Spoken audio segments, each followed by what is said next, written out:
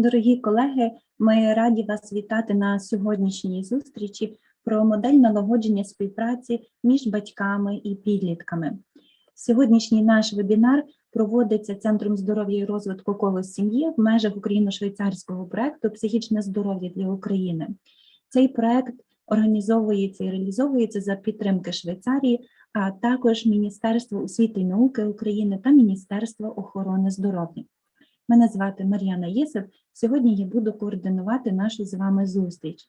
Ми дуже раді вітати всіх учасників на нашому YouTube-каналі, а особливо вітати всіх наших лікарів, це дитячих психіатрів і неврологів, а також освітян, вчителів, шкільних психологів, соціальних працівників, які залучені до виховання та розвитку наших дітей, наших підлітків, за що ми дуже щиро вдячні кожному фахівцю. Сьогоднішня наша подія є особливою, оскільки завдяки підтримці наших американських колег ми маємо змогу розширювати нашу команду експертів. І сьогодні я дуже радо представляю вашій увазі нашу нову тренерку. Її звати Дженет Джонсон. Вона є доцентом кафедри психіатрії Орегонського університету, яка, власне, поділиться міжнародним досвідом і міжнародними практиками про те, власне, як налагоджувати цю співпрацю і як консультувати батьків та їхніх підлітків. Сьогоднішню нашу зустріч буде перекладати пані Тетяна Дитина. І теж щирі слова подяки ми хочемо сказати Лінді Шмідт, завдяки якій ці вебінари стали можливими для цілої нашої України. Сьогоднішня зустріч буде відбуватися 2 години, і ми дуже запрошуємо всіх бажаючих останні 10 хвилин приділити на те, щоб подумати, які питання ви хочете задати нашому доповідачу і отримати на ці запитання відповіді. Ви можете залишати свої запитання на YouTube-каналі у чаті, і ми їх будемо передавати пані Дженет. Тож бажаю всім гарного сьогодні дня, вечора, і побачимося з вами наступного разу вже 31 січня. Ми будемо розповідати освітянам про особливості нового розуміння підліткового віку. Гарного всім часу. You're welcome, Janet.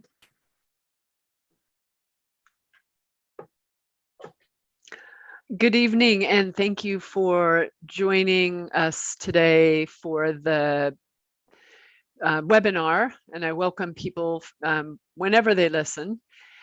So my name is Jenny. I go by Jenny Johnstone, and I am located in Portland, Oregon at the University, Oregon Health and Sciences University. Доброго вечора всім. Я рада вітати вас усіх. Мені надзвичайно приємно, коли люди приходять мене послухати, тому для мене це дуже велика честь. Мене звати Дженні Джонстон. Я живу і працюю у Портленді в Університеті здоров'я і науки штату Орегон.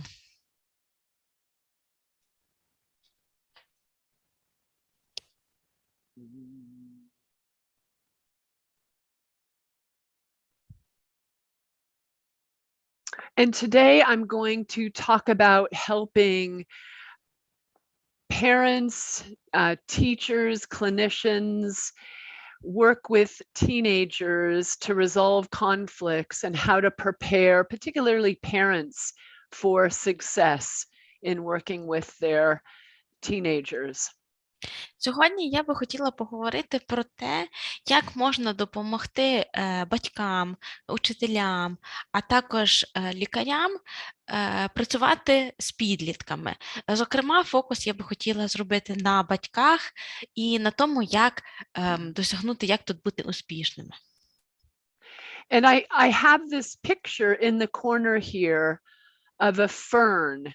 And the fern frond is unfurling, and it symbolizes passing wisdom on from one generation to another. And that's what we do as teachers, clinicians, doctors. Тут я використала для ілюстрації таку картинку, тут листя папороті змальовано, і на передньому плані ми бачимо листочок, який якраз розгортається, розкривається. Це є символом передачі мудрості від одного покоління до наступного. І, власне, це те є, чим ми займаємося, як батьки, як вчителі, як педагоги, як лікарі.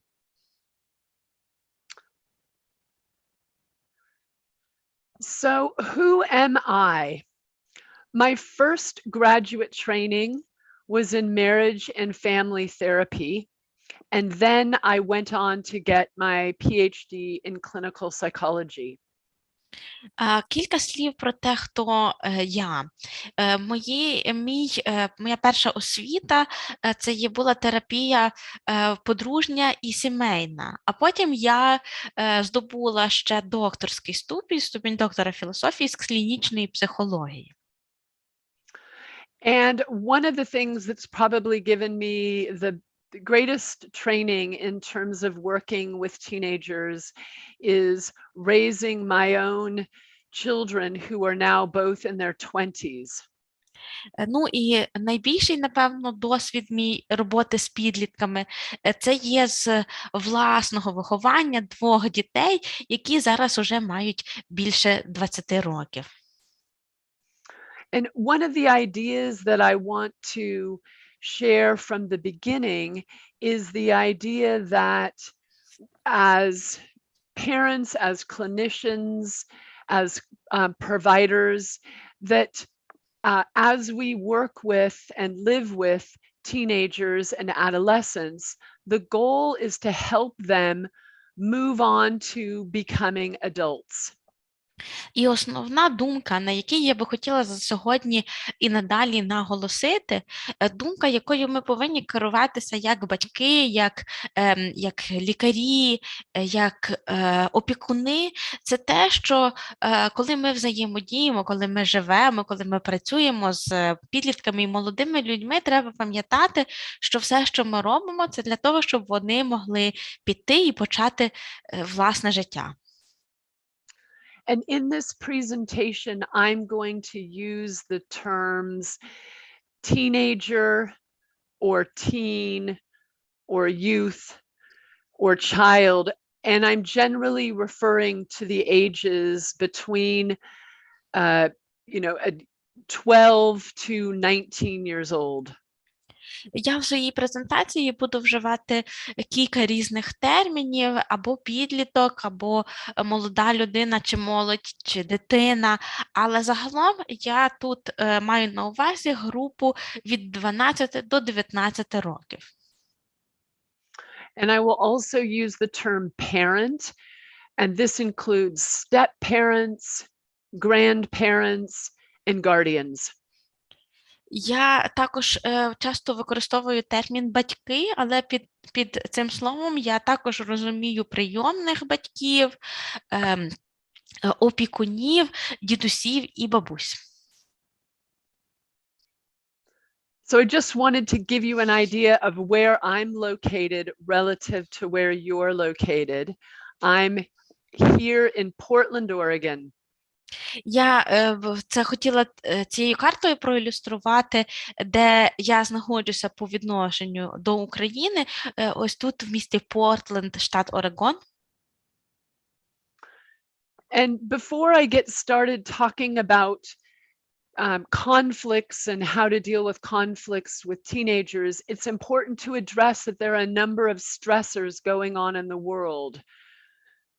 So the two main stressors being COVID, and then we talked a little bit beforehand, maybe something that you are more used to, but it's news to us regarding the Russians on the eastern border. Перед тим, як перейти до обговорення різних конфліктів, які виникають у спілкуванні між батьками і підлітками, хочу зауважити, що ми зараз живемо у світі, в якому є велика кількість раніше незвичних нам стресорів. Одним із них є ковід, який є по всьому світі, а другим ситуація, яка, можливо, для вас вже певною мірою є звичною, але вона в нас постійно в новинах звучить і піднімається, це російська агресія на сході України. We have been, as a global community, living with COVID now for 2 years, and putting that into context for youth. The Surgeon General in the US has issued a stark warning about the state of youth mental health. He issued this statement last month. Ми вже, як світова спільнота, 2 роки живемо у стані ковіду, і у зв'язку з цим генеральний хірург Сполучених Штатів Америки зробив дуже таке серйозне зауваження, як ця ситуація з ковідом впливає на психічне здоров'я молоді. Цю заяву він зробив минулого місяця. This is what the US Surgeon General said, and the Surgeon General is the chief medical advisor in the United States. He says, mental health challenges among American youth are widespread and significantly worse due to the pandemic. Цей генеральний хірург, який в Сполучених Штатах, це є фактично посада головного медичного радника в американському уряді, сказав таке стосовно цієї ситуації, що зараз почали широко розповсюджуватися різноманітні проблеми з психічним здоров'ям серед американської молоді, і вони значно погіршилися через пандемію. Some of the statistics are very important to realize.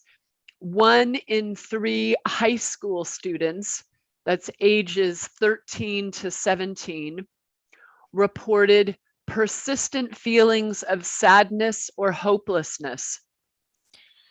Трошечки статистики, щоб проілюструвати цю ситуацію. Зокрема, кожен 3-й учень чи учениця старшої школи, тобто у віці від 13 до 17 років, стверджував, що відчуває смуток або занепокоєння. That represents a 40% increase in the last 10 years, and suicide rates went up during the same time period by 57% in youth ages 10 to 24.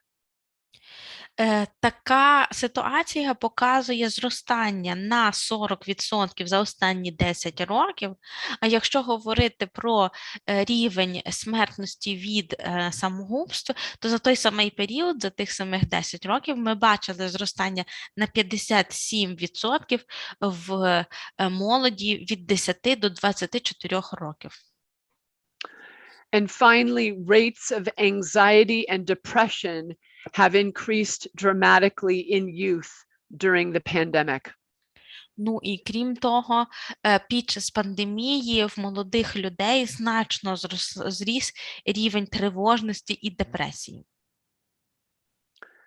So what can we do? What can we as clinicians and educators and doctors do? The Surgeon General issued 10 recommendations for protecting teens' mental health. То що ж ми можемо зробити? Ми, як лікарі, як клініцисти і як освітяни. Генеральний хірург Сполучених Штатів розробив 10 рекомендацій для цього. So I will speak briefly about the 10 recommendations. The first is to encourage parents to act as role models by taking care of themselves. And that looks like getting enough sleep, exercising, and taking time to connect with others. Я коротко пройдуся по кожній із цих рекомендацій. Зокрема, перша з них каже, що батьків треба заохочувати ставати своїм дітям взірцями для наслідування, а саме піклуватися про себе і власне психічне здоров'я. Якщо конкретніше, то достатньо спати, займатися фізичними вправами і спілкуватися з іншими. The next 3 recommendations are related to promoting and having safe and healthy relationships with other adults. That might be a coach or a teacher or a family friend, having good relationships with their peers, and having a good, stable home environment. Наступні 3 рекомендації стосуються того, щоб поширювати і встановлювати здорові і безпечні відносини, зв'язки з іншими людьми.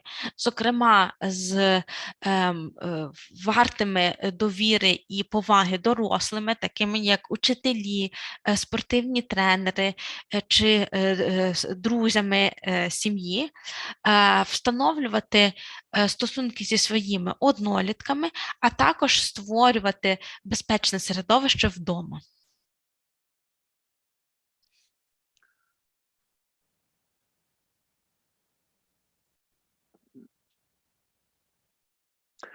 And these last recommendations focus on things to be careful not to have too much of in your life. For example, helping teenagers minimize negative influences, being sure that teenagers don't have access to things that might be harmful to them, like medications at home or firearms, particularly if they're expressing signs of depression. В наступних кількох рекомендаціях йдеться радше про те, чого бажано не мати занадто багато у житті. Наприклад, обмежити негативні впливи у житті підлітка, чи обмежити доступ до шкідливих, небезпечних предметів, таких як медикаменти чи вогнепальна зброя вдома. Parents, teachers, and clinicians should be on the lookout for signs of distress and pay attention to how teenagers are spending their time, particularly the type of influences that they might get online. Крім того, треба звертати увагу, чи не виявляє підліток якісь ознаки дистресу, і крім того, пильнувати, як вони проводять свій час, зокрема, який вплив і що саме на них впливає від проведення часу в інтернеті. The last recommendation is to speak up as clinicians, as care providers, as parents about mental health as a priority. And this year, we've seen several athletes on the world stage take time away from their sport to acknowledge that they needed to get help. I'm thinking about Simone Biles and Naomi Osaka. Остання рекомендація стосується того, що ми, як освітяни, як батьки і як лікарі, повинні постійно вголос нагадувати, наскільки важливим є психічне здоров'я. І минулого року, зокрема, в нас були приклади того, як спортсмени, відомі світового рівня, відкрито про це говорили, а також відходили від спорту для того, щоб подбати про своє психічне здоров'я. І тут я, зокрема, хочу навести приклади Сімон Байл і Наомі Осака. So how can we as clinicians and teachers start off strong in terms of a relationship with our teenagers? That is the best way to help them work through conflicts. And I like to remind clinicians about what is the goal of parenting a teenager. Я хочу почати з того, що як можна допомогти батькам почати цю роботу впевнено, як можна найкраще побудувати оцей місток у роботі з підлітками, а також нагадати нам усім, як клініцистам, основну мету, для чого допомагати батькам працювати з підлітками.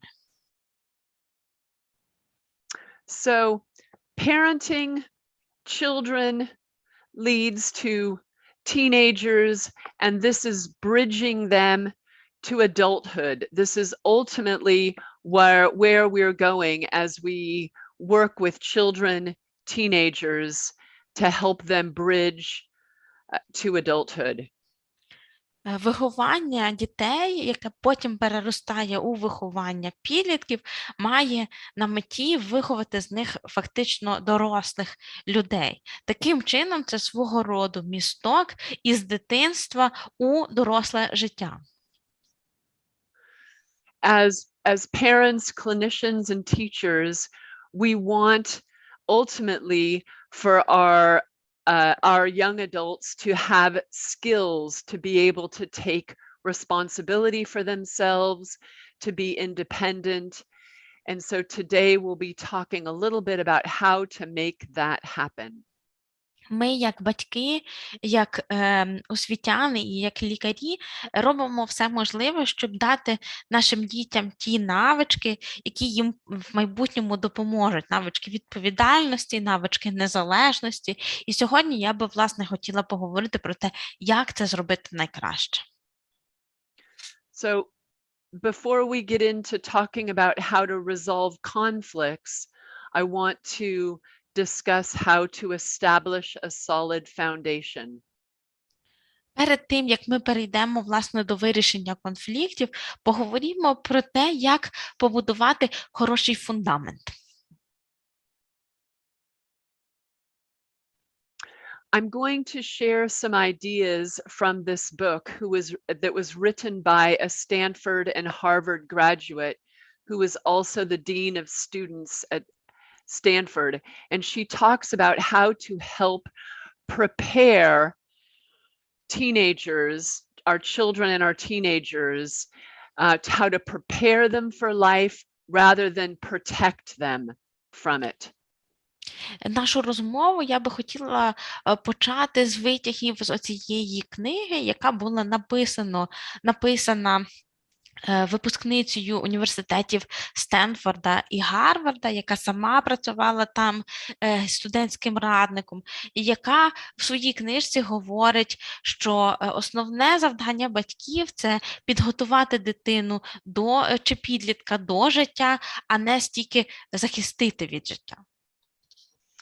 When it comes to parenting and raising a child and working with a teenager, doing too much of a good thing is actually a bad thing. Фактично, якщо ми говоримо про виховання дітей чи роботу з підлітками, то тут робити занадто багато добра – це вже є не дуже добре. So I'm going to talk about 4 different parenting styles, and of the 4, there's one that has been identified in research as most effective. Я хочу поговорити зараз про 4 різні стилів виховання. Із цих 4 є один, який різні дослідження виявили, визначили як найефективніший. So on the y-axis here, so I'm going to show you a diagram about the 4 parenting styles. Я зараз покажу вам невелику схему, яка проілюструє ці 4 стилі виховання. So on the y-axis is responsiveness, or how much a parent or a clinician or teacher responds to the child or the teenager. Щоб намалювати цей графік, він розташовується вздовж 2 осей, і на осі Y ми маємо чуйність, тобто той спосіб, у який батьки, чи лікарі, чи дорослі відповідають дитині чи підлітку. And on the y-axis is demandingness, or how much a parent or teacher requires something of the teenager or the child.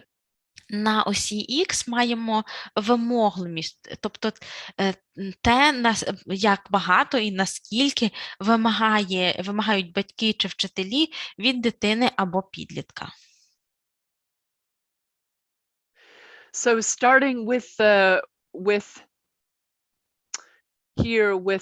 low demandingness. So the parent is not asking much of the child.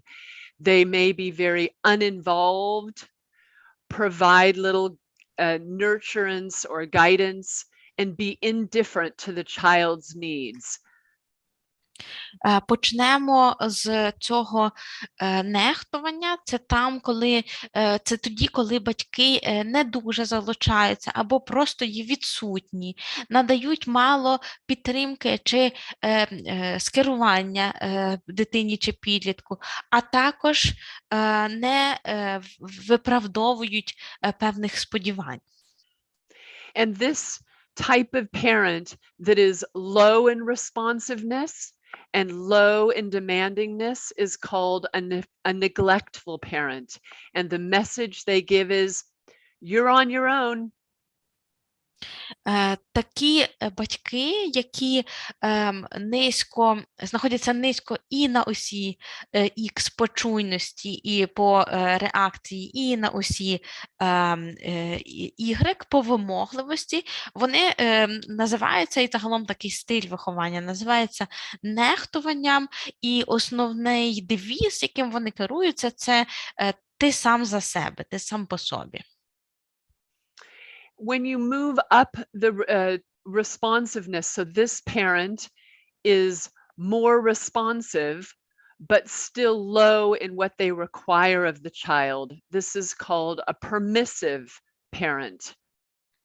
Якщо батьки доволі високо стоять на шкалі чуйності чи відповіді чи реагування, але при тому досить мало від дітей своїх вимагають, то такий стиль виховання називається дозволеністю.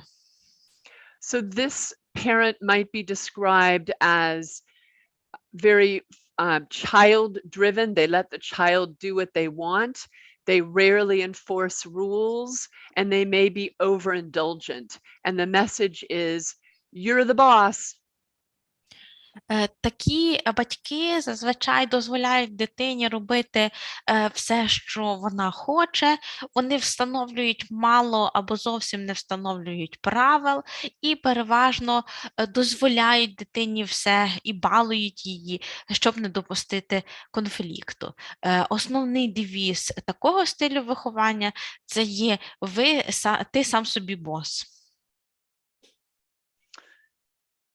And as a parent is more demanding of their child, but still not responsive, this is an authoritarian parent. Strict rules, one-way communication with little consideration of the child's needs. Якщо ж батьки більше вимогливі, але при тому слабо реагують і відповідають на потреби дитини, то такий стиль виховання більше тяжіє до авторитарного, і при ньому переважно правила доволі суворі встановлюються для дітей, існує спілкування, яке йде лише в одному напрямку, при цьому не враховує потреби дитини. This sort of parent gives the message, you need to do this because I said so. І девізом, яким користуються такі батьки, переважно є «роби так, як я кажу, бо я так кажу». Finally, we get to the type of parenting that has been shown to be most effective.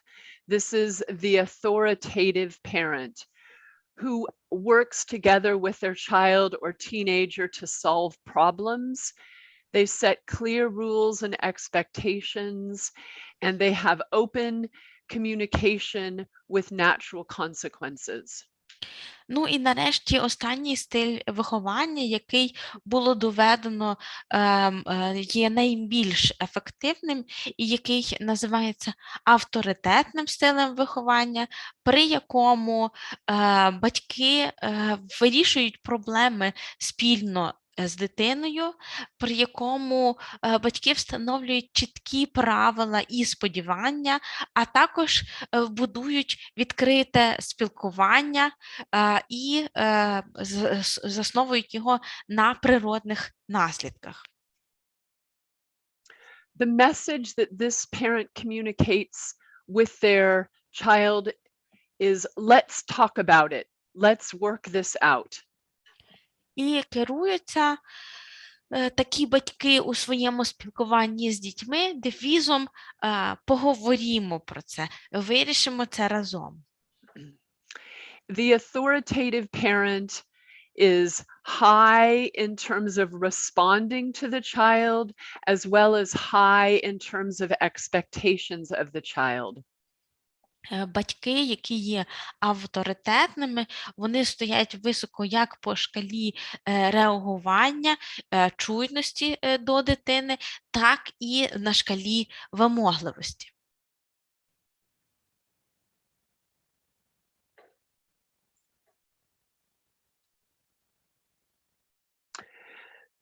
So, and we're going to come back to the idea about an authoritative parent.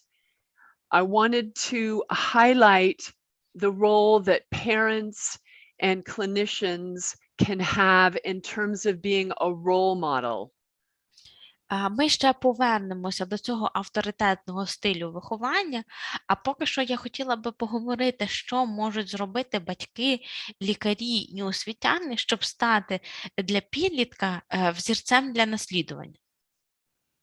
So parents can model good mental health by taking care of themselves and allowing their teenager to see them having fun and doing things for their own enjoyment.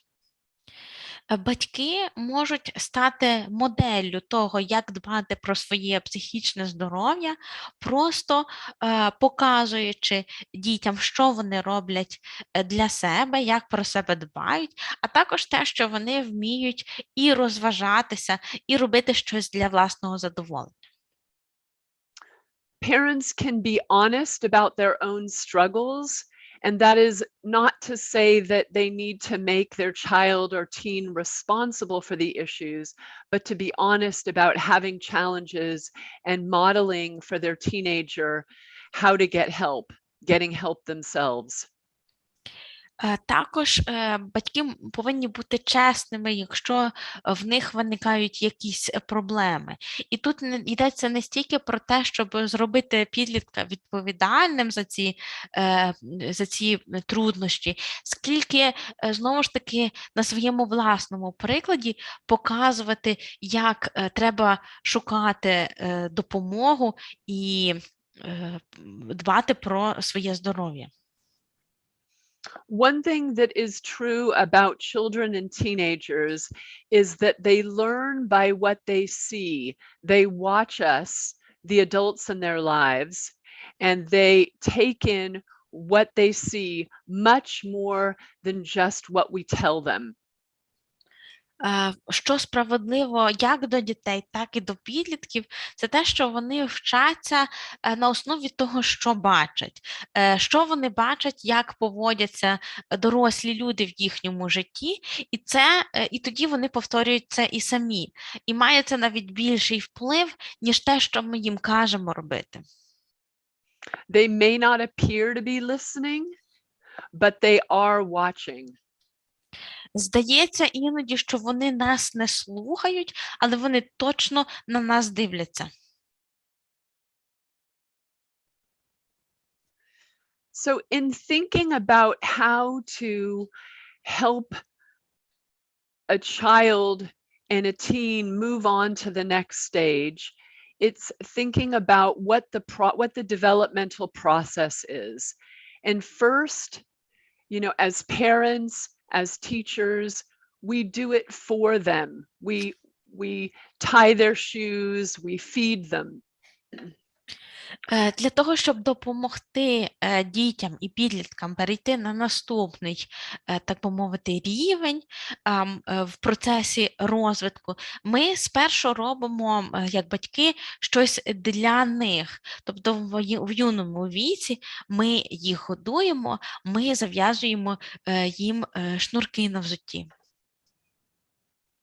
Then we do it with them. For example, reading or engaging in another skill that they are learning how to do.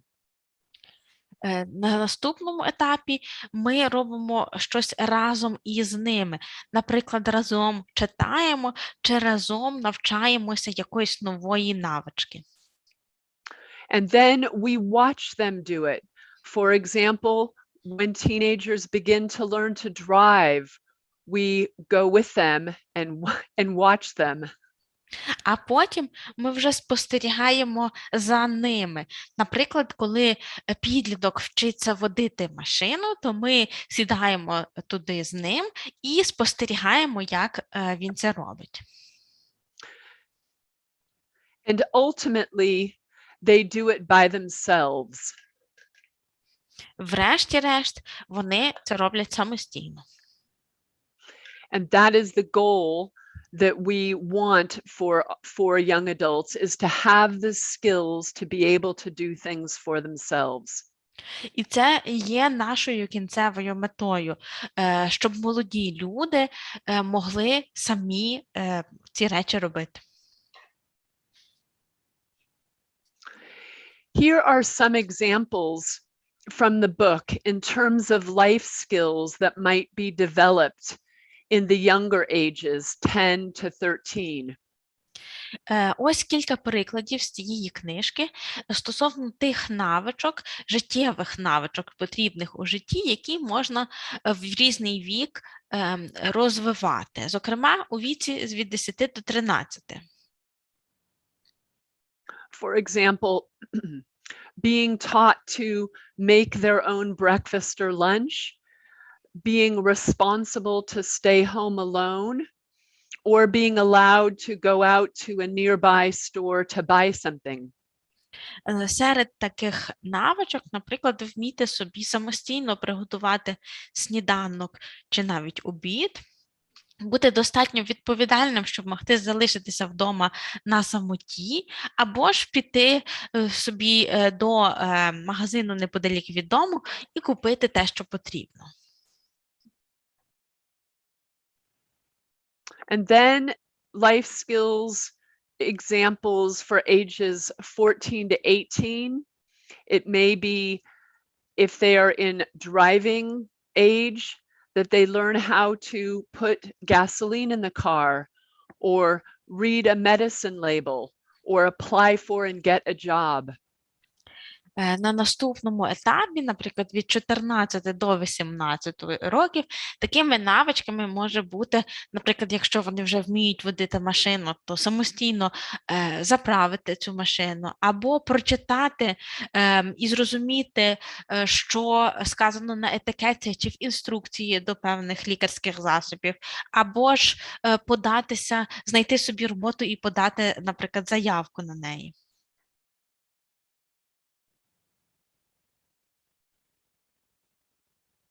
And finally, some life skills for young adults as they are preparing to live on their own, being able to make doctor and dentist appointments, understand finances, use the bank account, understanding basic contracts that might apply to them. Ну, і якщо вже йдеться про молодих людей, які готуються жити самостійно, то це буде виконувати такі речі, як, наприклад, самостійно записатися до лікаря, чи розбиратися на фінансах, користуватися банківським рахунком, або ж розуміти, як укладаються такі основні договори, як, от, наприклад, про оренду житла, які безпосередньо можуть їх стосуватися. This next section, I will be talking about how to help parents and teachers connect with teenagers so that they can show love and understanding, listening to them, seeing them for who they are. Я в наступній частині своєї презентації я хочу поговорити про те, як допомогти батькам знайти спільну мову зі своїми підлітками, як виявляти любов, як з ними спілкуватися, як взагалі підтримувати зв'язок.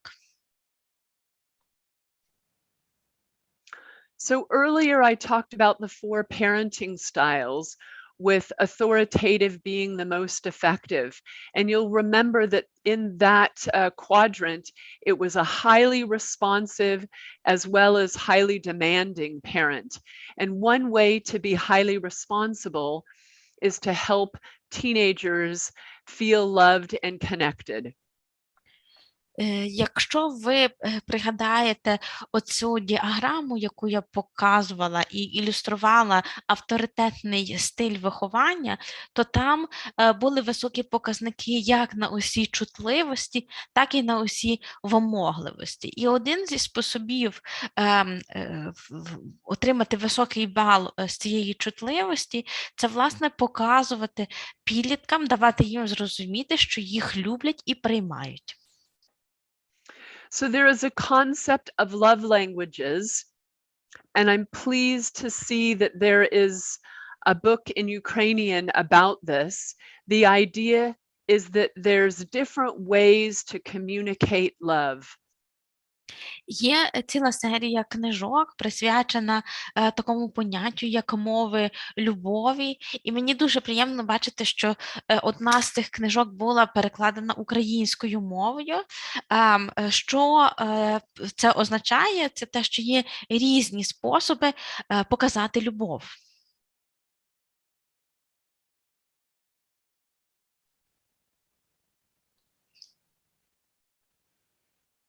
So here are the 5 love languages, and each person experiences love or feels love in different ways.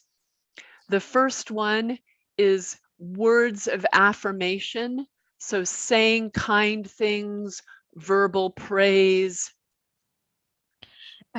Є кілька різних способів, як різні люди показують, виявляють любов і в які способи її можуть відчувати.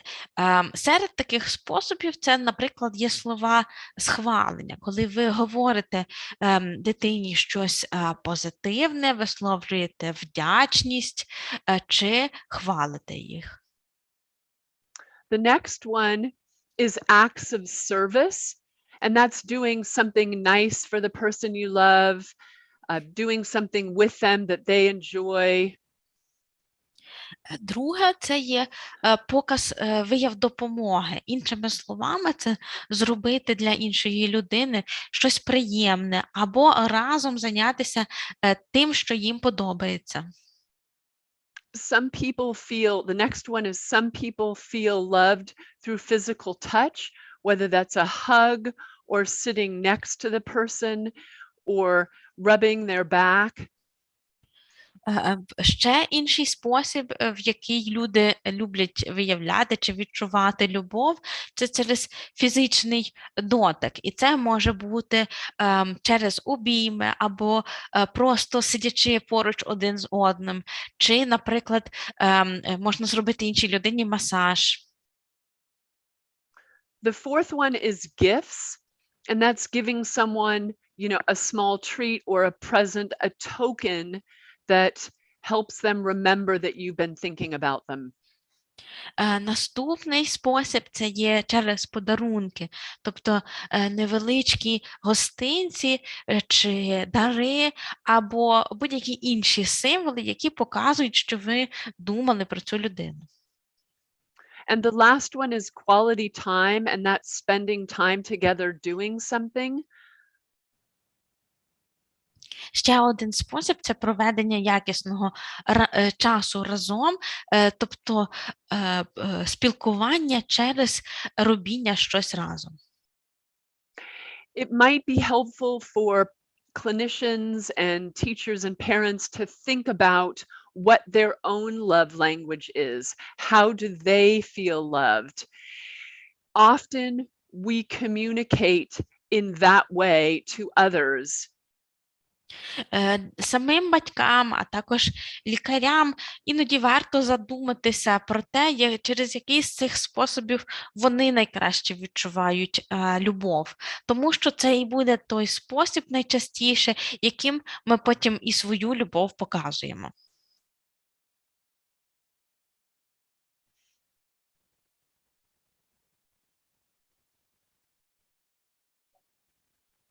So there are four things that teens need to feel connected. And the first one is to be seen. Parents and teachers and clinicians are understanding who their teenager is, what they like, helping their teenager identify what's important to them. Один зі способів налаштувати контакт з підлітком – це дати йому зрозуміти, що його бачать. Іншими словами, що батьки, вчителі і лікарі розуміють, хто він є, що він любить і які речі він ідентифікує як його. The second thing that teens need is to feel heard. So that looks like being attentive, actively listening when the teen wants to talk. And we will talk a bit more about that in the presentation. Інший аспект – це підліткам важливо, щоб їх чули. Іншими словами, щоб до них ставилися уважно і щоб активно слухали тоді, коли вони щось розповідають. Трошечки пізніше в своїй презентації я ще більше буду говорити про слухання. The next important concept is the teen feeling validated.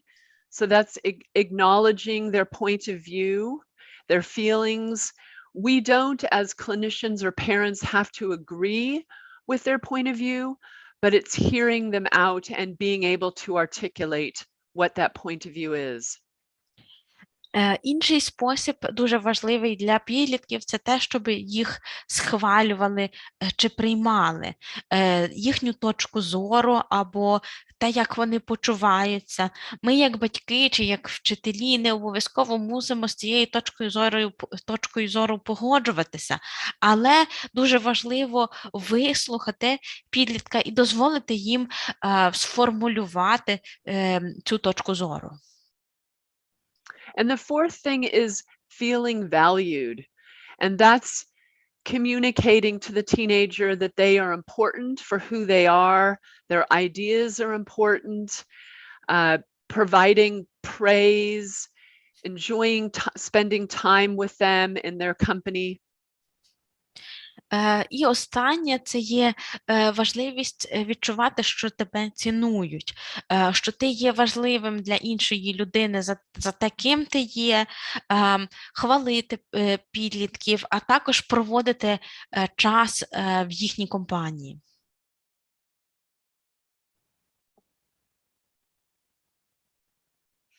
So one way to really understand a teenager and show them that they're valued is getting to know them and getting to know who they are as a person.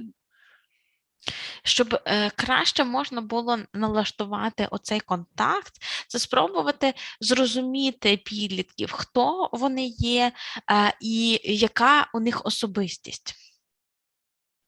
Part of that is getting to know that teenager's temperament. As a parent, we often see this very young in children. They might be shy or reserved and clingy, or perhaps very outgoing and energetic. Одна з таких речей – це є темперамент. І батьки зазвичай можуть його дуже чітко розрізнити вже з дуже юного віку. Є діти, які є більш сором'язливі, а є такі стримані. З іншого боку, бувають надзвичайно комунікабельні і енергійні діти. Some individuals are very sensitive to their surroundings. Other individuals are very intense, and some people are very easygoing. Є особи, які є надзвичайно чутливі до свого оточення, інші більш такі напружені, а є люди, яким легко вдається спілкування. It's helpful to understand teenagers in terms of their likes and dislikes and who they are beyond their academics, beyond how they're achieving in the current moment.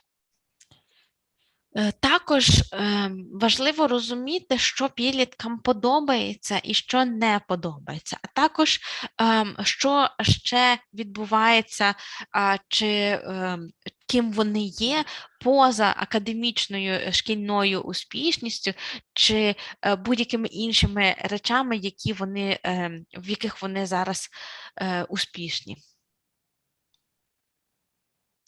So next, we're going to move into some practical ways to connect with teenagers.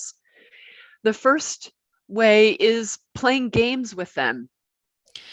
Поговоримо тепер, які є різні способи налаштувати оцей контакт з підлітками. І перший з таких способів – це грати з ними в різні ігри.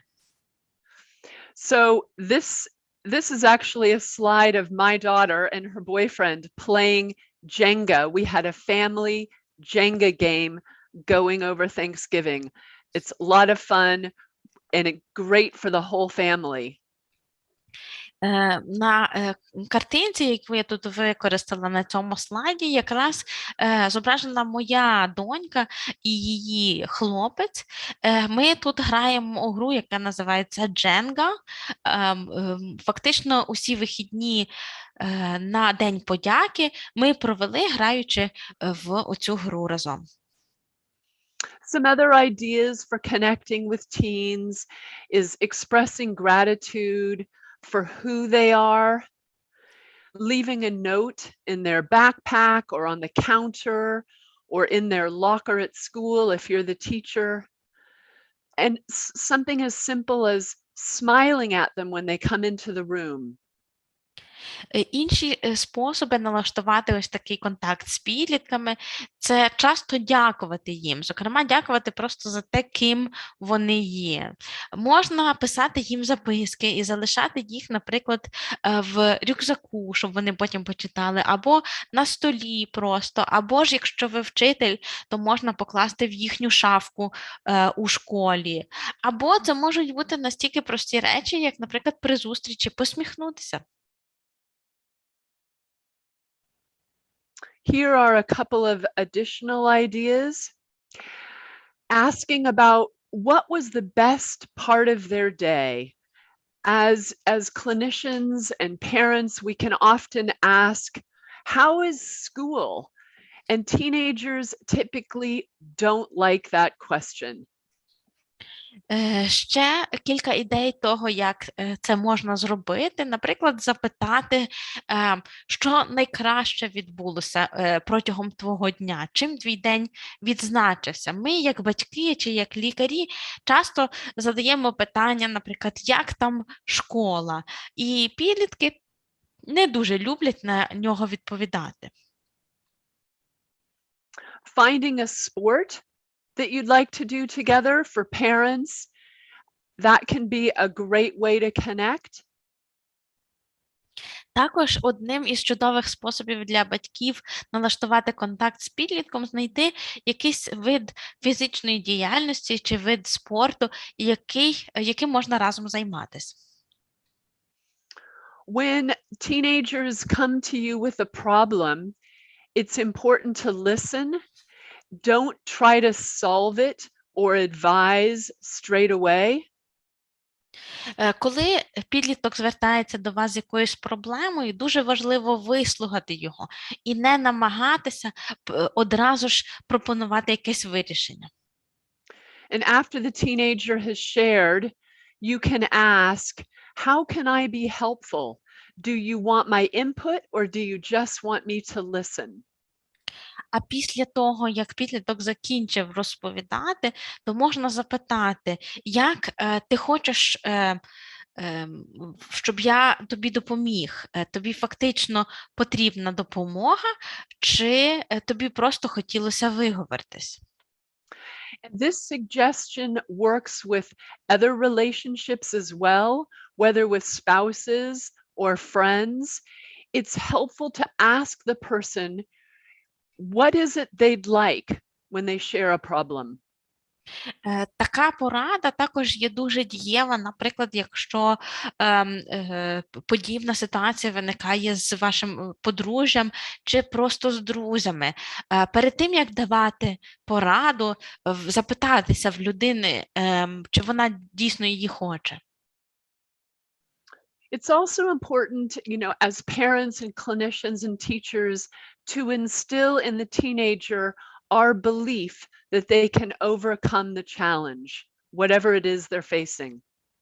Також нам, батькам, лікарям і освітянам дуже важливо дати підліткам зрозуміти, що ми віримо в те, що їм під силу подолати ту трудність, яка зараз перед ними виникла. And the last suggestion on here is very important as we have being in the midst of a global pandemic, and that's to talk with teenagers about the issues going on in the world and ask their opinion, find out what they know about and what they have questions about. Остання порада є особливо актуальна у наш час, коли в нас по всьому світу лютує пандемія, і порада ця стосується того, щоб говорити з підлітками про те, що відбувається зараз у світі, запитатися їх, що вони знають про те, що відбувається, і що вони про це думають.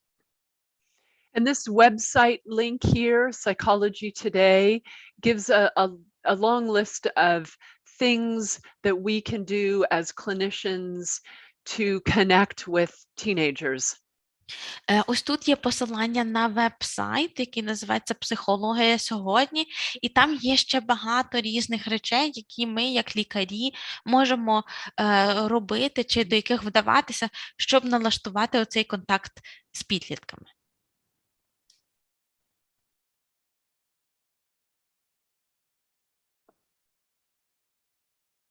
So while it may seem easy, listening is one of the best ways to connect with teenagers. And that looks like saying things such as, tell me more about that. І хоча ця порада може видатися досить простою, але це є, можливо, найкращий спосіб і найефективніший налаштувати контакт із підлітком, а саме слухати його. Для цього достатньо сказати щось таке, як «А розкажи мені більше про щось».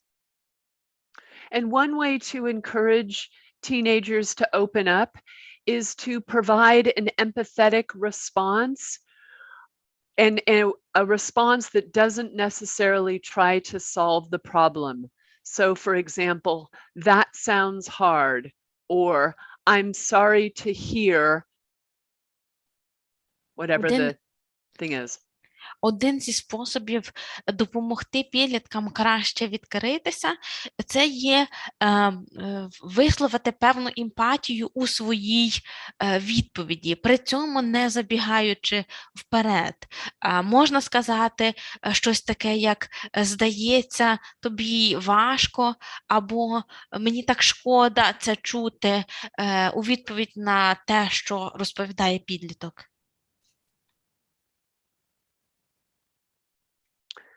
So thinking about how to solve problems, it's helpful to engage a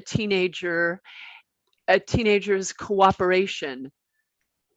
Якщо нам потрібно розв'язати якусь певну проблему, то тут надзвичайно може допомогти залучення підлітка до співпраці.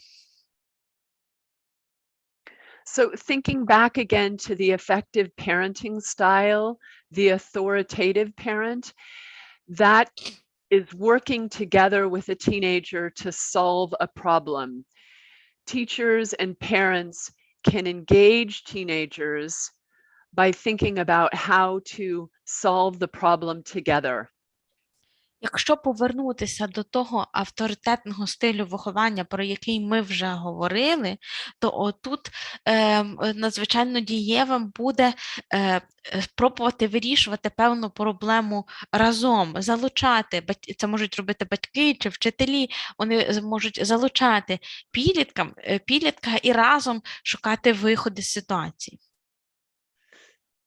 For example, a teenager may say that they want to have a friend stay overnight on a school night, and the parent wants to say, absolutely not.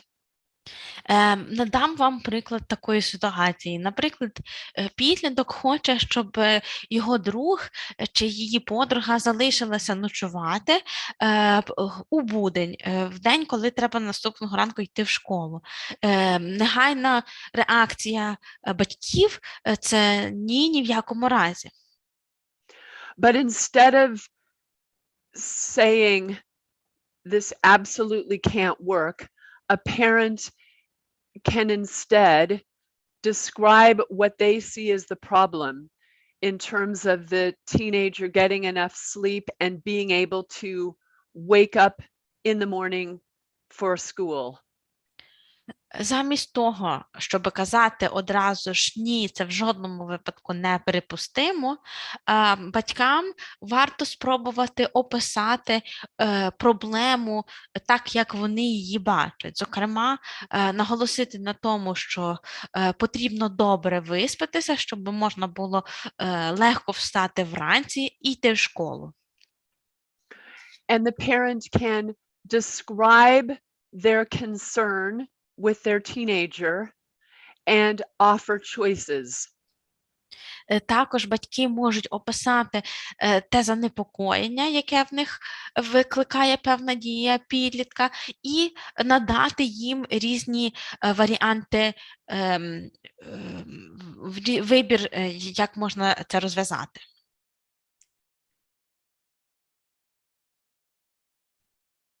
Continuing with the idea of how to engage a teenager's cooperation, as parents and clinicians, it can be helpful to use fewer words when giving directions instead of lecturing or nagging.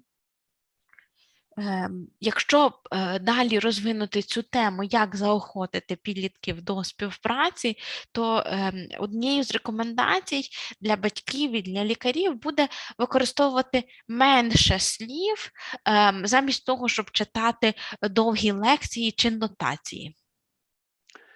For example, a parent may be tempted to say, "You never walk the dog. When are you taking the dog out?" Instead, it might be more effective to say, "The dog needs a walk." Дуже часто батьки мають тенденцію казати щось таке: ти ніколи не гуляєш з собакою, коли ти нарешті поведеш собаку на прогулянку. Можливо, більш ефективним буде сказати: піди вигуляй собаку. Taking that idea further, points 3 and 5 here, using the example of walking the dog, instead of getting angry with your teenager if they aren't following through, try something very different. For example, Зосереджуся зараз на пункті 3 і 5 зі свого переліку і проілюструю їх на прикладі цього ж собаки. Замість того, щоб сердитися за те, що підліток не виконує наших вказівок, я пропоную зробити щось інше. Write a funny note from the dog asking to be walked, or put a stuffed dog on the teenager's bed with a note. Напишіть записку, таку доволі смішну, жартівливу, від імені собаки, яка просить її вигуляти. Або ж посадіть на ліжко підлітка іграшкового пса і причепіть до нього таку записку. Writing down an expectation is another good way to gain the teenager's cooperation, because they can see the expectation and think about it beyond just conversation with the parent or the teacher. Записати очікування, яке ми маємо до підлітка на папері, буде мати більший ефект, оскільки тоді підліток буде бачити, чого від нього сподіваються, навіть після того, як проведена розмова, наприклад, з дорослою людиною чи з батьками.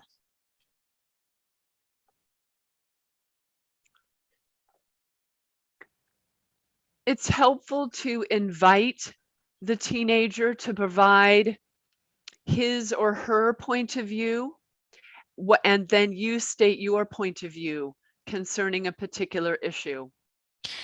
Дуже помічним є попросити, навіть запросити підлітка поділитися своєю точкою зору, після чого поділитися з ним своєю. Remembering that the goal in raising a teenager is helping them get to adulthood and gain independence. So the back and forth conversation helps the teenager develop those skills.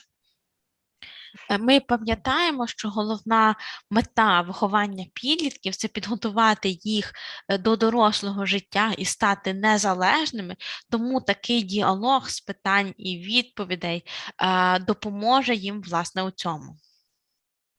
Invite the teen to brainstorm with you. What are the possible solutions? If they don't have any ideas, you can ask, "Can I make some suggestions?" And then suggest some possible ways to address the situation. Ви можете разом з підлітком провести такий собі мозковий штурм і подумати, які є різні варіанти виходу з цієї ситуації. Якщо ж підлітку нічого не спадає на думку, то запитайтеся, а чи можу я надати якісь свої пропозиції, і тоді покажіть, як це можна вирішити. Then together you can review the ideas and agree on something. And it may be that the agreement doesn't happen in that moment. It might be something that you need to come back to at another time when both parties have had an opportunity to think about it. Після того ще раз разом перегляньте всі ці варіанти і ідеї, і оберіть якусь одну. Погодьтеся, яка підходить вам обом. Можливо, це не станеться саме в той момент. Можливо, вам доведеться через певний час знову до цього повернутися, коли обидві сторони будуть мати можливість обдумати добре її. And it's important that once you decide on something and take action, to talk through with the teenager later to say, how did this work? And make adjustments as necessary. І після того, як ви вже обрали один із варіантів, дуже корисно через певний час запитатися у підлітків, наскільки добре це спрацювало, і чи вони задоволені. Here are a couple of questions that can be very helpful in understanding teenagers and where they're coming from. Asking, what do you wish that your life was different at home, at school, with friends? Ось кілька питань, які допоможуть налаштувати контакт із підлітком. І одне з них – це є запитатися, яких змін їм би хотілося в їхньому житті. Зокрема, яких змін удома, у школі чи у відносинах з друзями. What advice would you give to parents, to teachers? Яку пораду ти би хотів дати батькам чи вчителям? And this last question, what things do teenagers your age worry about the most? And this might reveal some surprising answers. Або ось останнє запитання, що найбільше хвилює підлітків твого віку?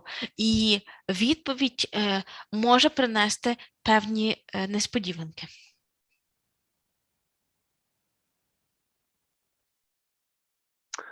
Another way to connect with teenagers is to think back on our own childhoods and remember, what was it like to be a teenager? What was it like for us as clinicians, as parents, as teachers?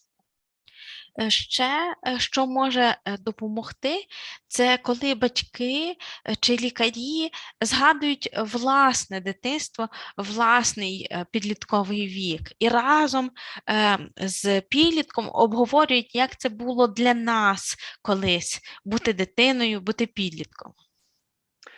This diagram is a genogram, and it shows the relationships between family by marriage and birth. And we draw these to indicate that patterns are passed on in families. Ось тут на ілюстрації наведена генограма, яка показує зв'язки між членами родини через кровне споріднення і через одруження.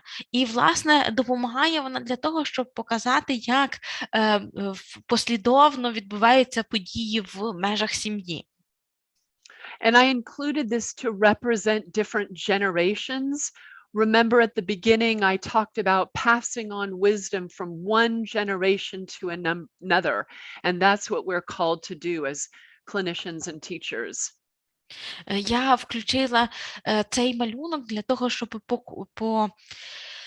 проілюструвати спілкування, зв'язок між поколіннями, адже я на початку згадувала про цю передачу мудрості від одного покоління до наступного. І це, власне, те, що ми, як батьки, як вчителі, і покликані робити.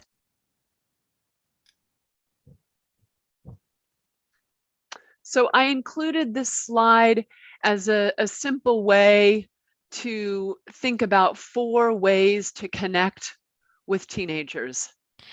Я також додала сюди цей малюнок, щоб проілюструвати 4 способи налаштувати контакт з підлітками.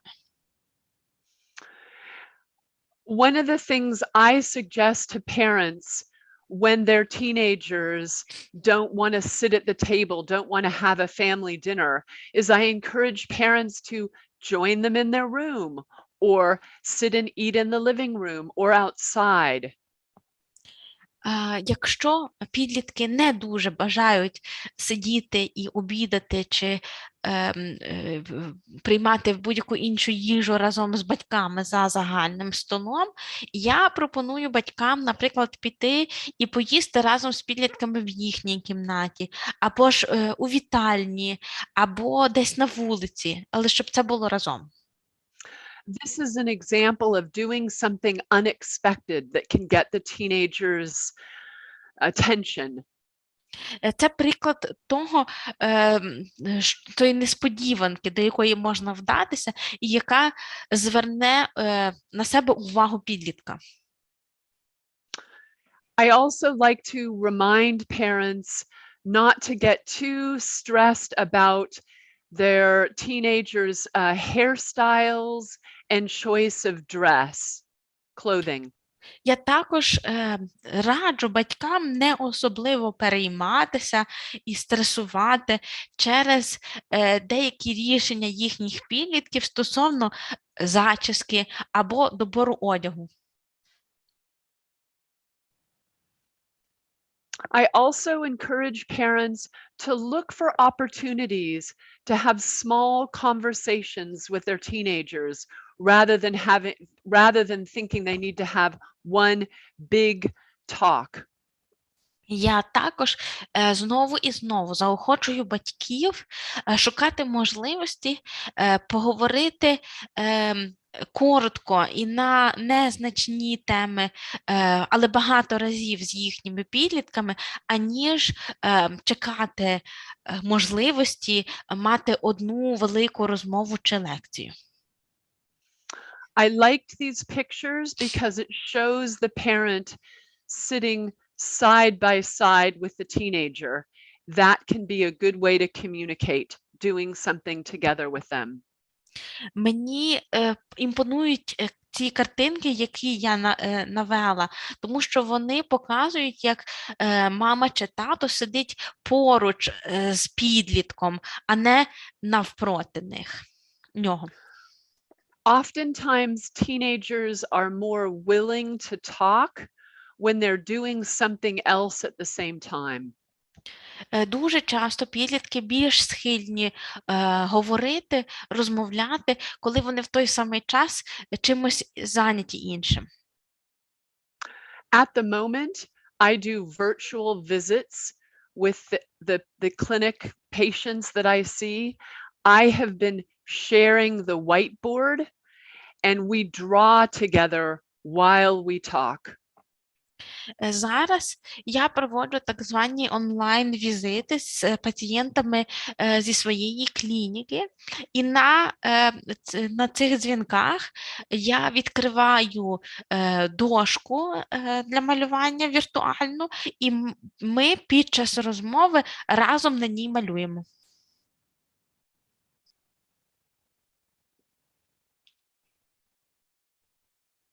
I'm going to talk about the principles of parenting with love and logic very briefly. Я зараз ще дуже коротко хочу зупинитися на принципах виховання підлітків з логікою і любов'ю. There are lots of different books in this series. В цій серії вийшло дуже багато книг. And the concepts are parents and teachers set limits without getting angry or giving long lectures or threatening. Основними принципами, які в цій книжці озвучені, це те, що батьки повинні встановлювати обмеження без гніву, без якихось довгих лекцій і нотацій і без залякувань. And the idea is to focus on what you, as the parent or the teacher, will do, as opposed to what you want the teenager to do or not do. Звернути свою увагу тут головне на те, що ви, як мама чи батько, чи як учитель, що ви би зробили в цій ситуації, а не диктувати, що підліток повинен зробити.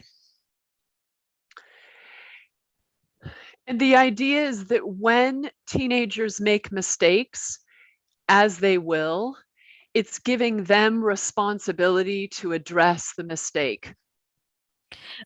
Основною тут думкою, основним підґрунтям тут є те, що коли підлітки допускаються помилок, то вони також отримують відповідальність за ці помилки. So, for example, if your teenager is learning to drive and they have a small car accident, having them take the responsibility to take care of the damage. Наприклад, коли ваш підліток вчиться водити машину і на перших порах потрапляє в якусь незначну дорожню транспортну пригоду, то дати їм можливість, відповідальність усунути наслідки. So, for example, that might mean calling auto body shops to get a quote to get it fixed.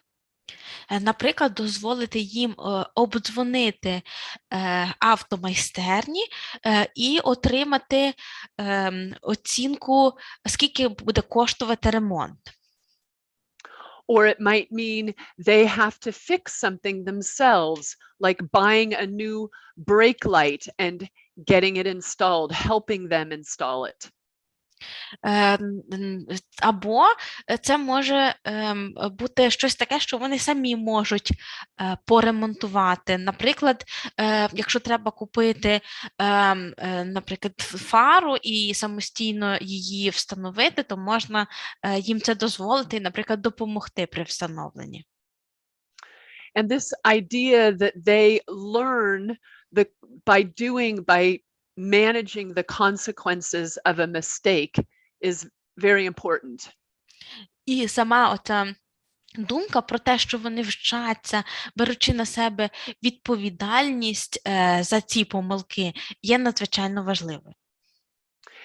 And it may mean that they aren't able to drive the car for a couple of days or a week or longer, and instead have to ride their bike or take the bus. Одним з таких наслідків може бути, що в результаті цього вони не зможуть їздити на своїй машині кілька днів або навіть і тижнів, натомість їм доведеться їздити на велосипеді чи на автобусі.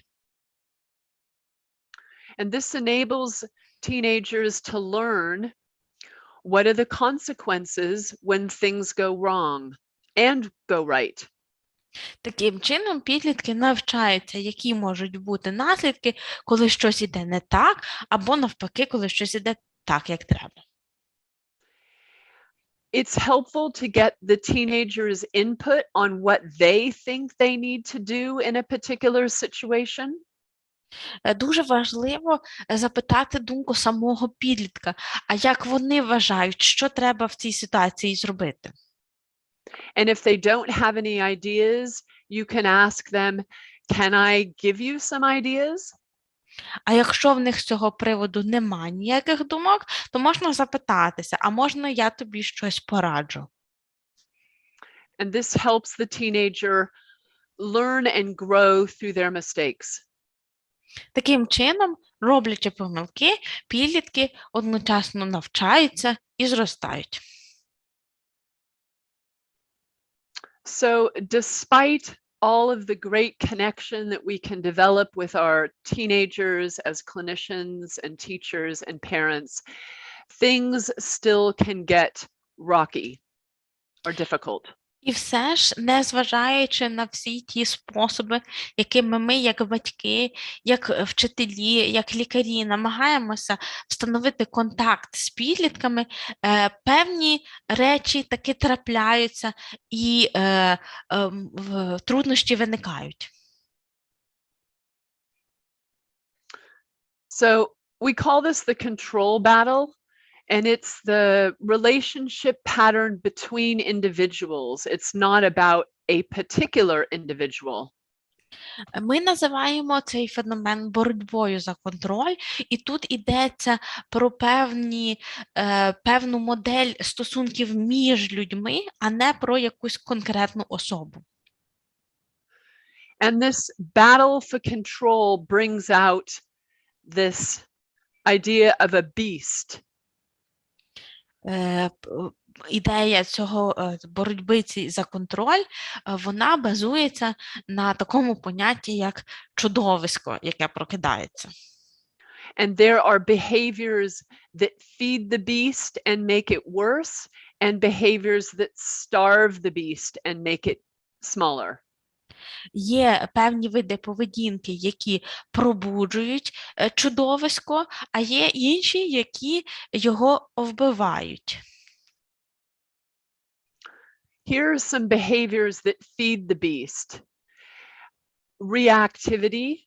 So when parents are very reactive to what's going on with their teenager, for example, using the phrase, "you always," or "you never." Деякі речі, які можуть пробуджувати чи живити оце чудовисько. Одна з них – це є реакційність. Іншими словами, те, як батьки реагують на те, що робить підліток. В такому випадку вони часто вдаються до таких слів: ти завжди щось робиш, або ти ніколи цього не робиш. Using a negative tone, for example, "Do you want help?" which conveys that the parent or the teacher doesn't really want to help. Іноді використовувати негативний тон звертання. Наприклад, запитувати, що хочеш допомоги, іншими словами, передаючи, що ні мама, чи тато, чи вчитель, які це сказали, не хочуть насправді допомагати. Or making the teen the problem, for example, saying to them, "You are so lazy, you are so forgetful." Або ставлячи в корінь проблеми самого підлітка, тобто говорячи такі речі, як, наприклад, ти така лінива, або ти такий забудько. That's in contrast to making the behavior the problem. На відміну від того, щоб проблемою робити саму поведінку. So, for example, a parent might say, "I need your help with the dishes," or "Please feed the cat." Наприклад, хтось з батьків може сказати: помий посуд, або, будь ласка, нагодуй кота.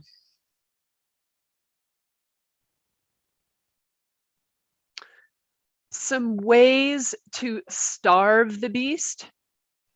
Ось способи, як можна вбити чудовисько. So we've talked about some ways that parents can connect with their teens by stepping into their world and seeing the situation through their eyes. Ми вже говорили про те, як можна налаштувати контакт між батьками і підлітками за допомогою того, щоб увійти в їхній світ і подивитися на ситуацію їхніми очима.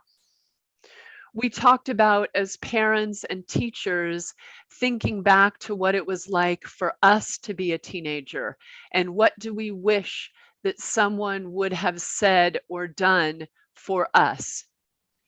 Ми завжди можемо згадати свій досвід, як це було для нас бути підлітком, і подумати, що б ми хотіли, щоб хтось в такій ситуації зробив для нас. When the control battle has been going for a while and parent and teenager are really not getting along, it might be helpful for them to communicate via social media or text messages. Якщо боротьба за контроль триває вже досить довгий час, і батькам, і підліткам так і не вдається знайти спільну мову, то іноді допомагає, якщо спілкуватися через соцмережі чи повідомлення по телефону. For example, we had a 16-year-old and her mother who were engaged in a control battle. They could not talk to one another without getting into a big argument. Наприклад, у нас була 16-річна дівчина, яка зі своєю мамою вела оцю боротьбу за контроль. І вони просто не могли спілкуватися, не переходячи на суперечку. We ended up suggesting that when the mom wanted to communicate with her daughter about something that needed to be done, she sent her a text message. Тому ми вирішили, що якщо мама хотіла щось доньці повідомити, що треба було щось зробити, вона буде надсилати їй телефоном повідомлення. Of course, that's not the only communication method, but in particular for this mom and daughter, when something needed to be done, text communication made it easier for the teen to hear her mother. Звісно, це не єдиний спосіб для спілкування, але в тому конкретному випадку, коли мамі треба було повідомити доньці, що треба щось зробити, то такі телефонні повідомлення краще допомагали цій дівчині почути свою маму. Asking your teenager for ideas about what would help them. For example, what do you need to remember your chores or your homework? Варто запитати підлітків, які в них є щодо цього ідеї. Наприклад, задати їм таке запитання: а що би допомогло тобі не забути про домашнє завдання чи якісь домашні обов'язки?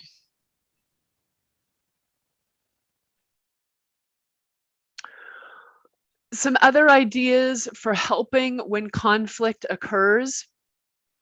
We've talked about using, sorry, go ahead. Ось ще кілька ідей, як можна допомогти, коли конфлікт вже розгорівся.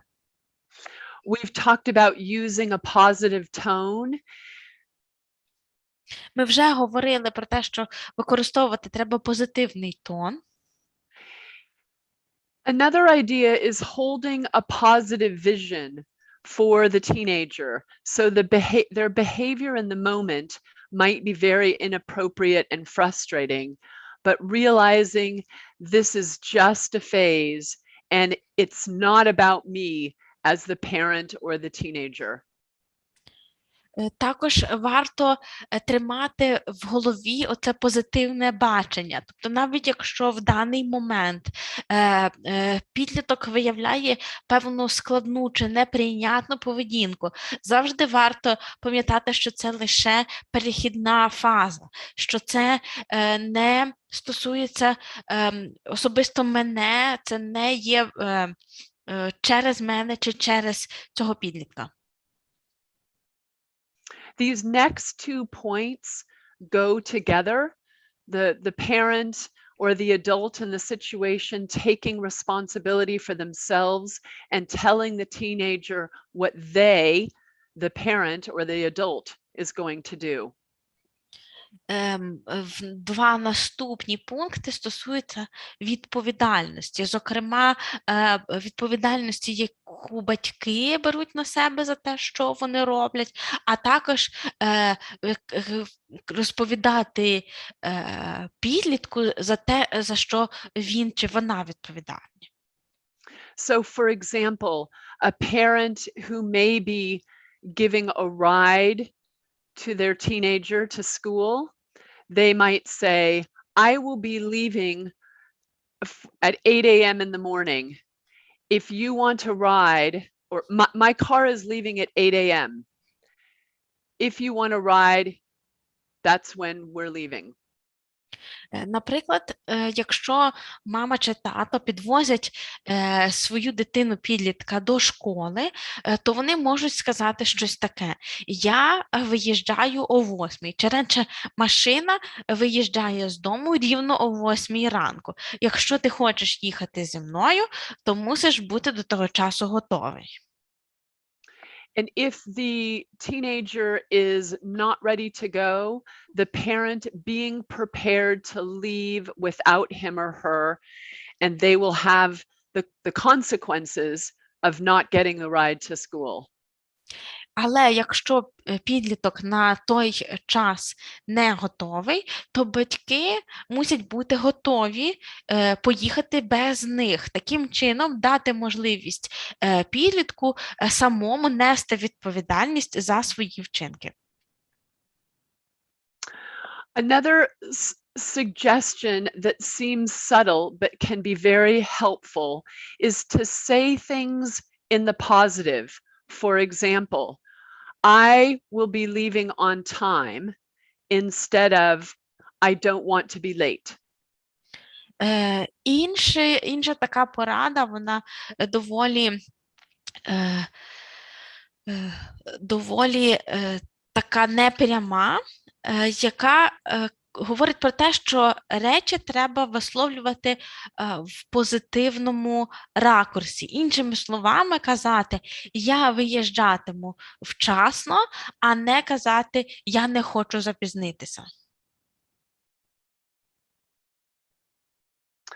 When there is conflict, it's important to think about the one or two things that you want to work on with the teenager. Коли конфлікт виникає, варто зосередитися на одній або двох речах чи видах поведінки, які вам би хотілося змінити. It's also an important thing to model to teenagers, for the adults in their lives to apologize for their part in whatever is going on.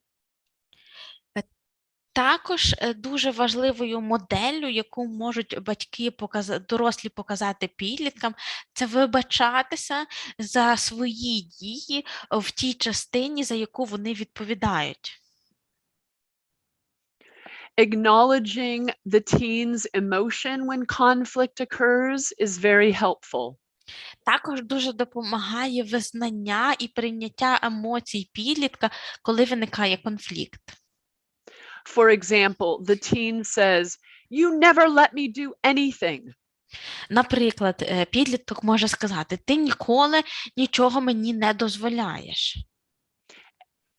And instead of arguing with the teen, the parent may say something like, "I understand that it's really frustrating when you want to do things, and I set restrictions."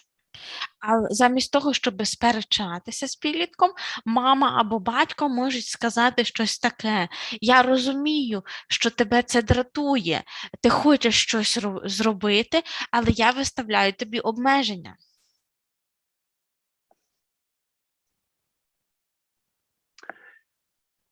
There's also a way to talk with teens to solve problems.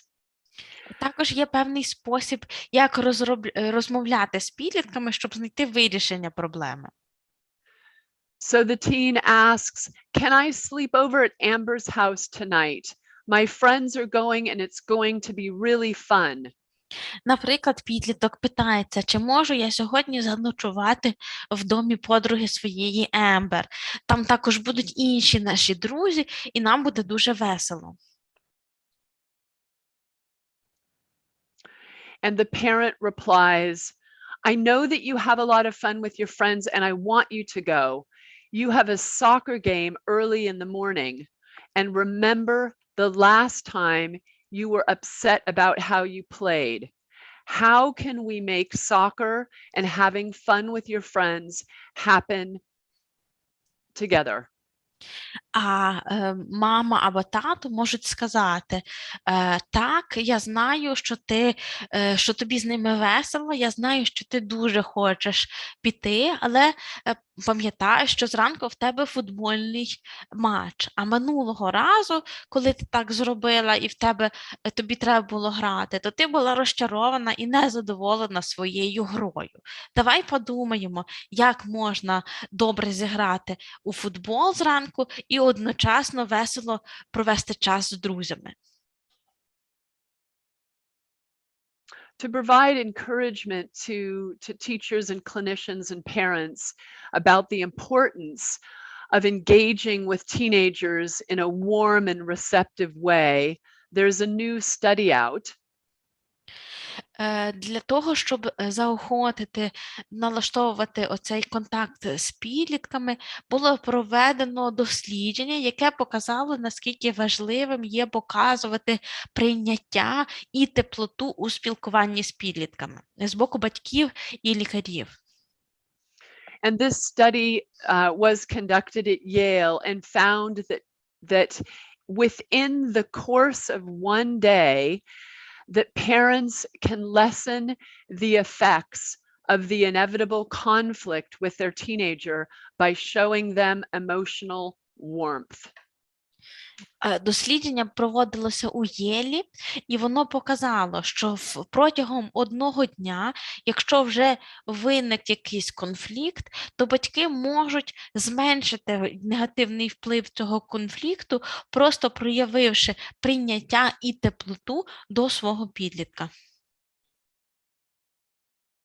So this next section will just be a brief review of some materials for clinicians in particular when a teen is particularly out of control.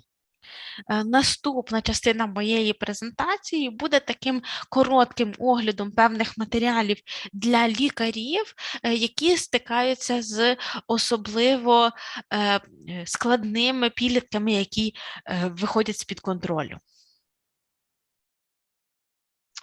So this is a helpful book that is filled with resources, including forms and worksheets that can be helpful to families who are experiencing big and ongoing conflicts.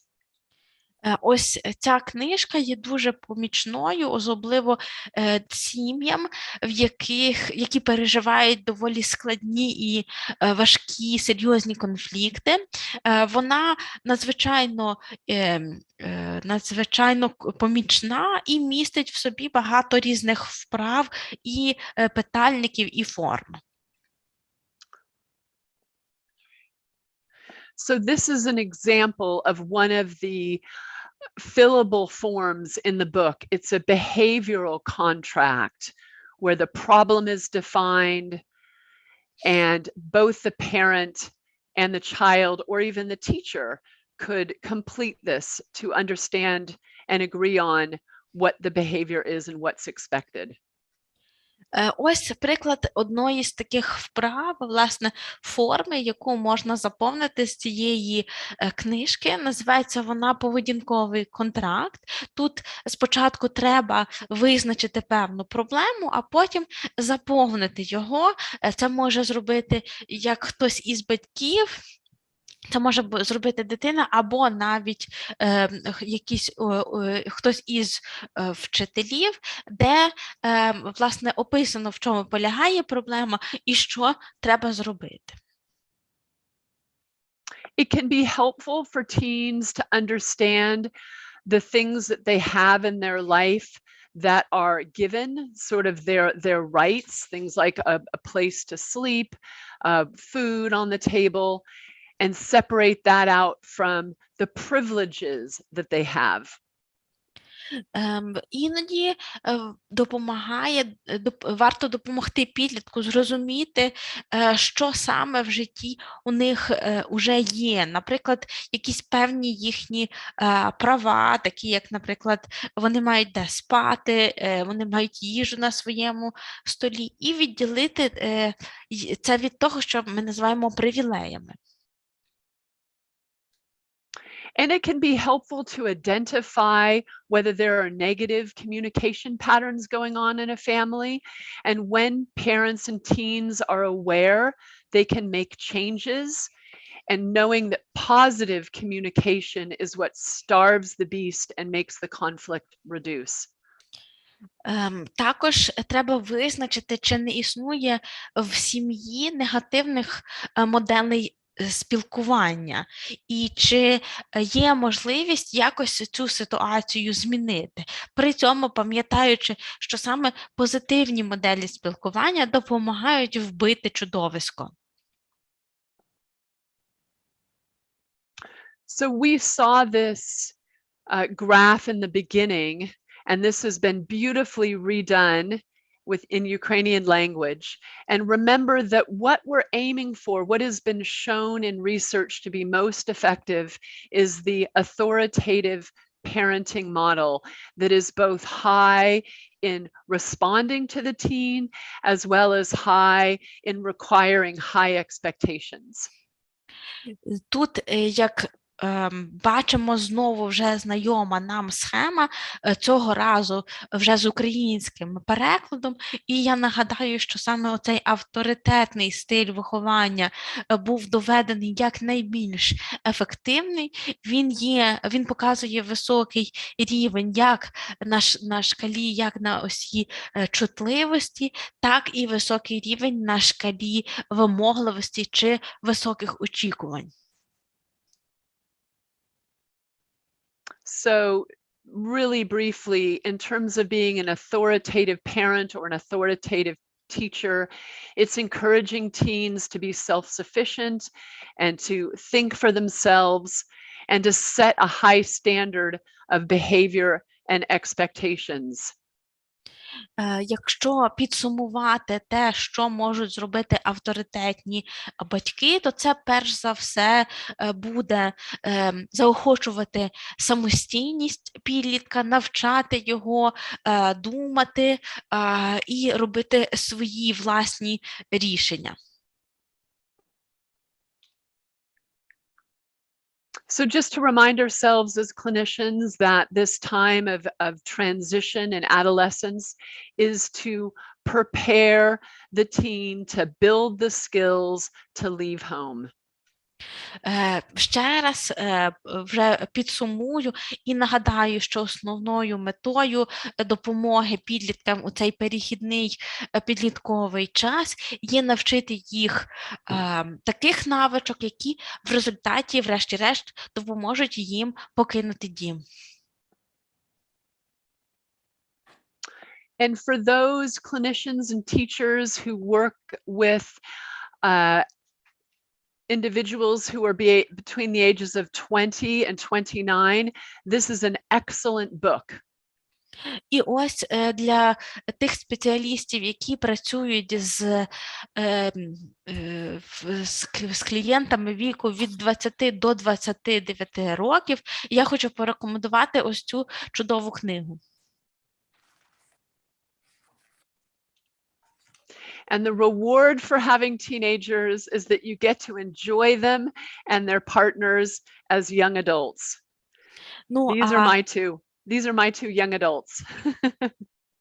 Ну, а нагорода за всі ці докладені зусилля є те, що ви маєте можливість отримати насолоду і радість від спілкування зі своїми молодими людьми. І тут на фото ось мої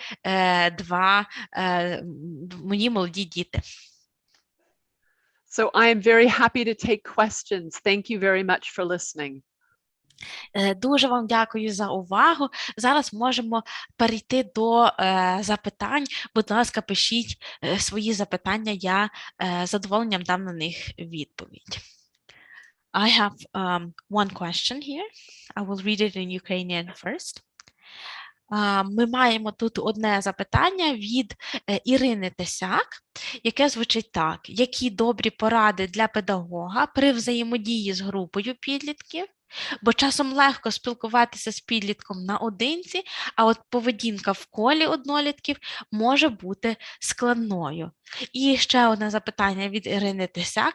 Як заохочувати підлітка до навчання? I translate the question now. What advice would you have for an educator when interacting with a group of teenagers? Because sometimes it's easy to have contact, to talk with a teenager alone, but then the behavior in a group of peers could be more difficult. And a second question from the same person: how do you encourage a teenager to study? Okay, so the first question about working with a group of teenagers and difficult behavior. Тепер дам відповідь на перше запитання, як працювати з групою підлітків і як керувати складною поведінкою. And the person mentioned that they're an educator, so I'm imagining a classroom. Ви згадали в своєму питанні, що йдеться тут про педагогів, тому я так підозрюю, що тут мається на увазі клас. So one of the things that can work well is breaking the teenagers into groups and having them do some of the work within a group or in pairs. Одна з моїх порад буде об'єднати підлітків у менші групи або навіть дати їм якесь завдання у парах. Sometimes teenagers act up because they feel uncomfortable, and getting them to work with an individual, another student, or in a small group can help that. Дуже часто підлітки так поводяться, тому що вони почуваються не дуже комфортно. Тому дати їм можливість попрацювати у меншій групі або просто з іншим однокласником можуть допомогти їм почуватися краще. And if there's a particular student that seems to be causing the problem, I would talk with that student outside of class about what's going on. Або якщо є якийсь один учень, який спричиняє проблеми, то я би спробувала поговорити з ним окремо за межами класу. And remember to tell the student what you as the teacher are going to do and what you expect of them. Також варто нагадати цьому учневі чи учениці, що ви, як учитель, будете робити, а також чого очікують від нього чи неї. And can you remind me the second question? How do you encourage teenagers to study? Study, yes. I think it's important for the teenager to know what type of learner they are. Do they learn well by listening or by reading or by doing something? Can we call it kinesthetic? Я думаю, як відповідь на питання, як заохотити підлітка до навчання, то перше треба допомогти їм зрозуміти, яким типом учня цей підліток є, чи йому легше вчитися на слух, чи йому краще навчатися через читання, чи через дію. Ми називаємо це кінестетичний стиль навчання. Some other ideas are to break the study task down into small parts. What's the first thing that needs to be done for the assignment? Ще, що може допомогти, розбити велике завдання на менші частини. Наприклад, який перший крок в цьому завданні треба зробити. And perhaps setting a timer and saying, I will work on this, or the teenager will work on this for 10 minutes. I have a little timer cube, and on each side, it has a different amount of time that you can set. And I tell myself, I will work on this for 10 minutes and then take a break, or 15 minutes. Також можна спробувати навіть завести таймер. Ось у мене тут є такий дуже гарний у вигляді куба, і там на кожній грані різний час намальований, і можна на різний час його встановлювати. І, наприклад, казати, щоб сам підліток це робив, або це може вчитель робити, щоб працювати над певним завданням у цю кількість часу, доки не задзвонить таймер, а потім зробити перерву. I think it's also helpful to talk with the teenager about why are they studying and tie it to something that they want. What are their goals and dreams? What motivates them? Також вартує поговорити з підлітком про те, чому вони навчаються, а саме, як це в'яжеться з тим, чого вони самі хочуть, можливо, які у них є цілі і мрії, що їх мотивує. Did that answer the question? Чи це відповідь, чи вас влаштовує така відповідь, чи це була відповідь на ваше запитання? А ми тим часом переходимо до наступного. I have another question, I will read it in Ukrainian first. Доброго вечора. Проблема у класі, який я навчаю музичного мистецтва. Мені дуже важко до них достукатися. Хоча з розмов інших вчителів-предметників я розумію, що у мене на уроці учні ще дуже чемні. Це 7-й клас. Як їх зібрати до навчання? Вони постійно складають дуже проблемні ситуації. I have a problem in a class where I teach music art. It's I find it very difficult to get through to them. However, when I talk to my colleagues who teach them other classes, I understand that they are still quite calm and obedient in my class. That's 7th grade. How do I motivate them to study? Because they keep creating very problematic situations.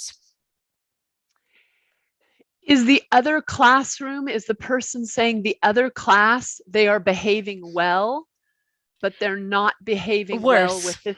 Worse. Oh, they're being even worse. Okay.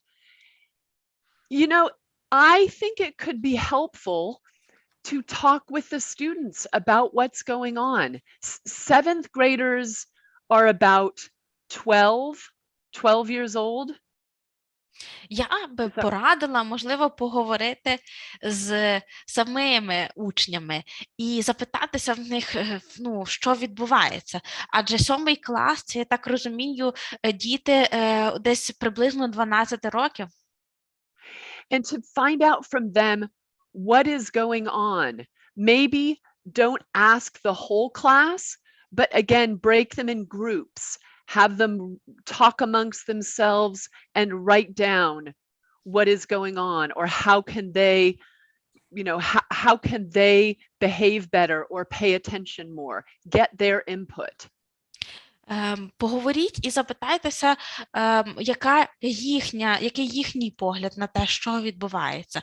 Знову ж таки, можливо, варто це робити не перед цілим класом, а по групах невеличких, намагатися з'ясувати, що їх би спонукало і мотивувало, що відбувається і що би вони хотіли змінити. And one thing that is important for educators and parents, for everyone, is when someone or a group does something right, does what you want, be sure to acknowledge it, even if it's small. Like, thank you, class, for getting in your seat. Thank you for getting here on time. Thank you for raising your hand.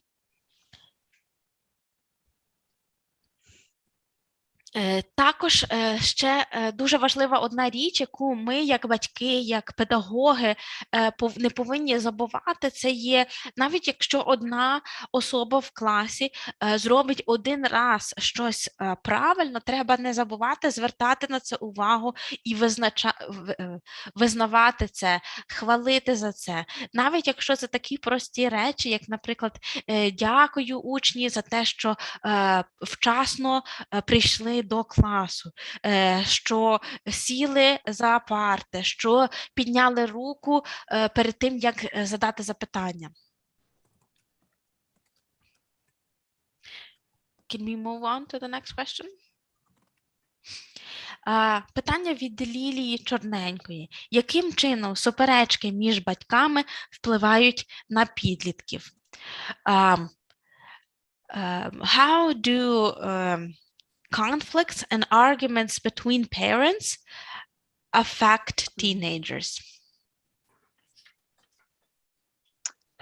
Yes, so conflict between individuals is inevitable. Відповідь буде такою. Конфлікти між людьми, їх не уникнути. But the way that the parents express their conflict can have a really big impact on the children. Але те, як цей конфлікт, в який спосіб батьки виражають цю суперечку, цей конфлікт, він буде мати великий вплив на підлітків. So having children watch their parents work through disagreements and upsets in a civil, kind way, or a civil way, that's helpful. Якщо підліток має можливість спостерігати за тим, як його батьки знаходять вирішення якоїсь певної проблеми чи розбіжності і роблять це спокійно і ввічливо, то це дуже йому допоможе. Children need to see how to resolve conflicts, but in a healthy way. Бо діти повинні бачити, як правильно вирішувати конфлікти, але в здоровий спосіб. But when parents argue in a negative, distressing way, calling each other names, blaming, any kind of physical altercations, that is very upsetting for children and for teenagers. Але якщо батьки виявляють цей конфлікт, сперечаються у дуже такий негативний, стресовий спосіб, якщо вони при цьому обзивають один одного різними іменами, звинувачують чи навіть вдаються до якогось фізичних нападів, то це може надзвичайно засмучувати і дітей, і підлітків. And in general, because of their developmental stage, children and teenagers will often think that the conflict, when it's negative, when it's very negatively expressed, that it's about them, that they were at fault, that they are the reason their parents are fighting. Дуже часто також трапляється, що діти чи підлітки переважно через те, що вони проходять такий етап розвитку, дуже часто вірять, вважають, особливо якщо суперечка ця висловлюється у дуже негативний спосіб, то вони переконані, що це через них, що це вони винні, що батьки сваряться, і що вони до цього спричинилися. So the conflict itself is not necessarily the problem, but it's the way that it is expressed. Сам конфлікт чи сама суперечка самі по собі не є проблемою. Радше проблемою є спосіб, в який вона виявляється. Those were all the questions that I had today. Thank you. Це всі питання, які у нас були. Дякуємо вам за них і дякуємо також Жанет за дуже цікаву розповідь.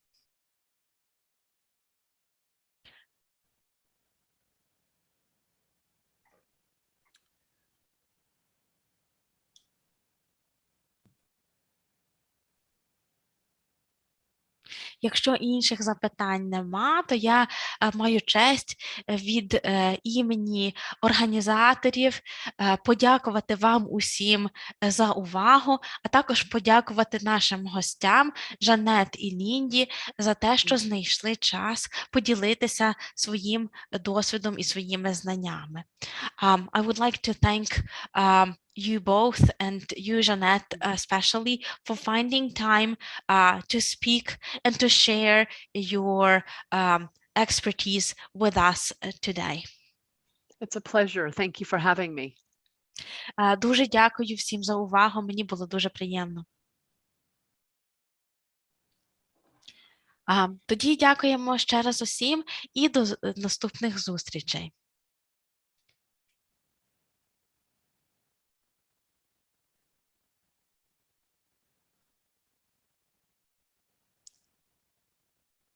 Well, I think it's a thank you again, and see you next time. Okay, thank you. Have a good rest of your evening. Thank you. It's been a pleasure. Thank you. Bye. До побачення.